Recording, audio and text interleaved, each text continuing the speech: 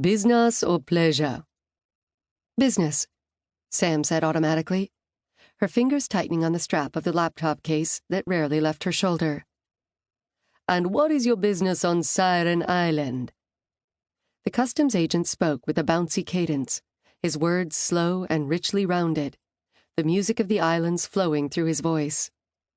I mean, pleasure, Sam said, startled to realize it was true.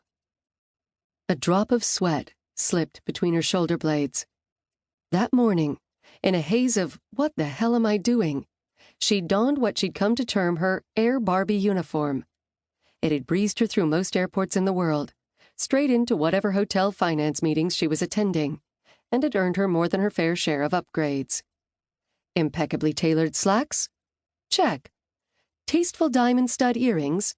Check. And a silk blouse in a muted color, not too bright, as she'd learned that the men in the board meetings she ran often took a power color as an invitation to flirt. Though why she'd added her diaphanous silk scarf and patent leather slingbacks to the outfit, Sam had no clue. Her plane wouldn't be landing in a fiercely air-conditioned airport, with valets to whisk her luggage away as she went from one perfectly manicured space to the next. Oh no, not even close. Instead, here she was holding up a line of sweaty, boisterous passengers who all seemed to have overindulged on the plane ride down to whichever hotel's all-inclusive vacation package they'd signed up for. The sun, an angry, unrepentant dictator, broiled them all with her cruel rays. Which is it, Mom? Business or pleasure?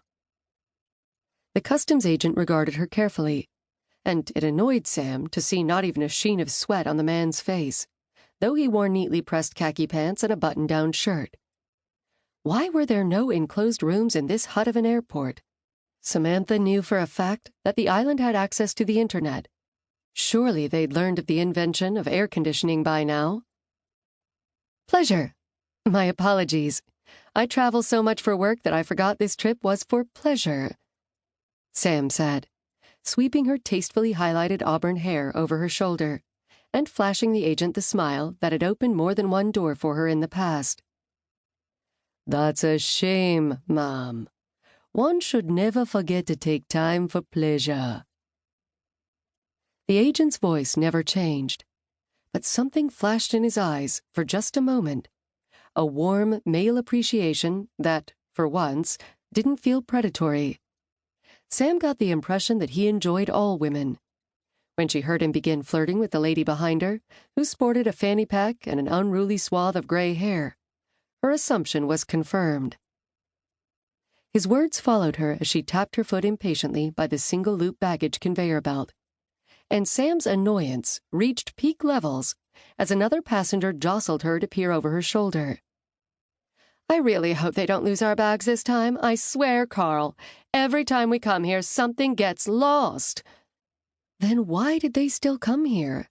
Sam wondered in frustration, deliberately spreading her elbows a bit to strike a power pose, the one she used in crowds to force people to step away from her a bit. For that matter, what was she even doing here?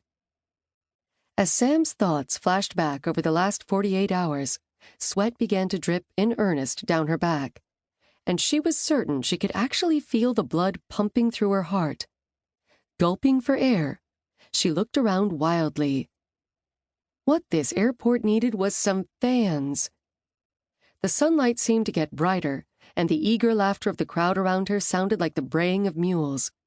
The faces and laughter and heat and sweat all pressed on her until Sam turned to run, only to find herself trapped by the crowd. Panic skittered its way up her throat, and she gasped, trying to draw a breath against the warm press of bodies pushing toward the bags that now belched from a small flap-covered hole in the wall. A hand closed on hers, and Sam's gaze slammed into cool blue eyes, the color of the sea, and a calm wave of energy seemed to pour through her. She lost herself in the reassuring smile of a woman, a peaceful oasis of calm, who pulled her through the crowd.